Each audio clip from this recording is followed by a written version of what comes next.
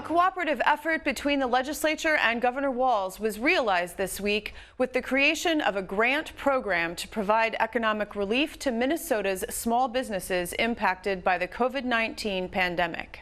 $62.5 million to help small businesses hurt by COVID-19 was signed into law this week by Governor Walz. How will businesses benefit from this financial assistance? Well, thanks for having me, Shannon. This is a major bill that passed earlier this week or last week and signed by the governor just yesterday. Very excited about it. It is major grant money that will go out to our small businesses across the state. All corners of the state will be eligible for this money. So we're very happy with that. So half of the money is for the metro, the other half is for rural areas. Within that framework, though, there are funds that are specifically targeted to micro businesses, to businesses owned by minorities, veterans, and women. What is the reason for the carve out of more specific people to receive that money? Well, this took about 2 months to work through all the details in this, and originally, every business, small business, has able to demonstrate hardship when it comes to a result of the COVID-19 outbreak and the governor's orders for shutdown. But when we really got down to it, when you look at the data, those DBEs, or disadvantaged business enterprises, they are the ones that have been impacted even more than others. And so this was a real request of the governor and the House to really identify minority-owned businesses, women-owned businesses, and veteran-owned businesses, and then really look at those micro businesses, which are 6 full-time employees and less. The primary grants are going out to small businesses with 50 employees or less. The carve out is about 30% to those micro businesses of 6 full-time employees or less.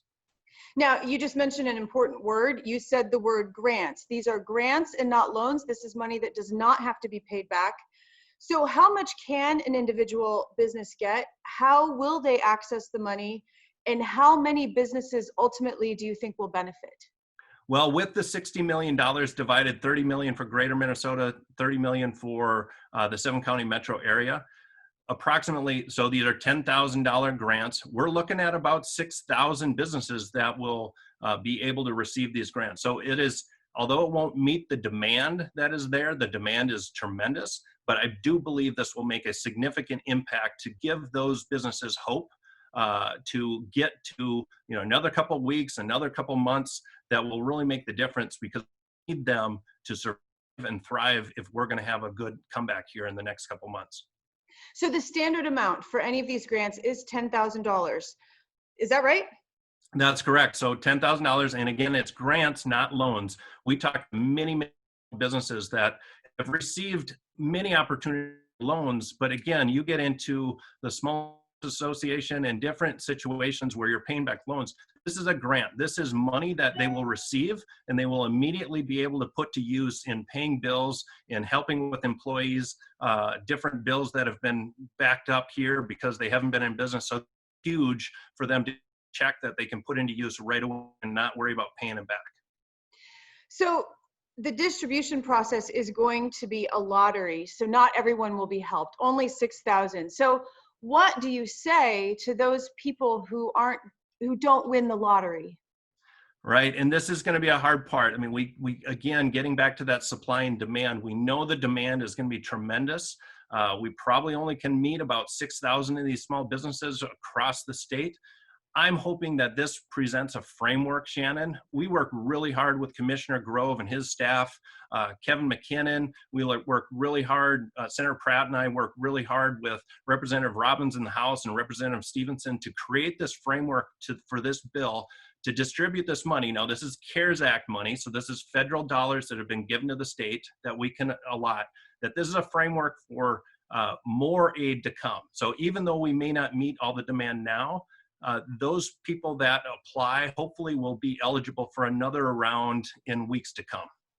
So if the federal government passes more money in the CARES Act or more COVID relief funding, then that future funding could be funneled into this program. Absolutely, and that's my hope, and I know in conversations, this is, if we can build framework and get it to a position where I would love to meet every one of those demands that needs it. Again, if our main streets don't rebound, there's talk about 30 to 50% of small businesses not making it out.